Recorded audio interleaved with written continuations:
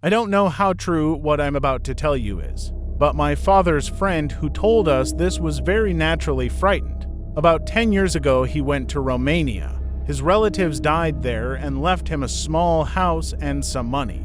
He didn't refuse and then regretted that decision. When he arrived there, he quickly got to know his neighbors and was very surprised when they offered him either to consecrate the house or to stay with them until he made major repairs. When he asked them why they had decided so, they replied that the house was haunted by uncleanness. The doll collection was especially to be feared. He only laughed, as he did not believe in this nonsense. He moved into the house, lived for a week. 2 weeks everything was fine, and he saw nothing strange in the doll collection. Just porcelain dolls in a big glass cabinet.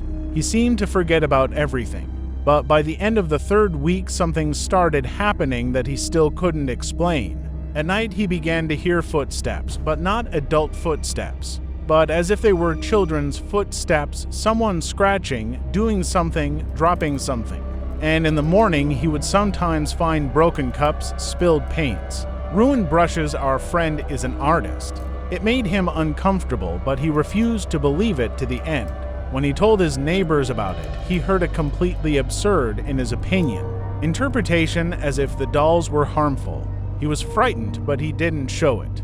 During the day, he painted a picture, finished it by evening, and went straight to bed. At night, he again heard footsteps, rustling, scraping, but he was afraid to leave the bedroom. And in the morning, he felt quite ill. Somewhere on the painting, he saw the marks of small hands, and nearby open paints.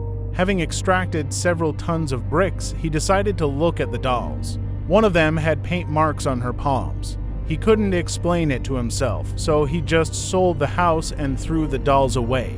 And he's been living pretty well ever since.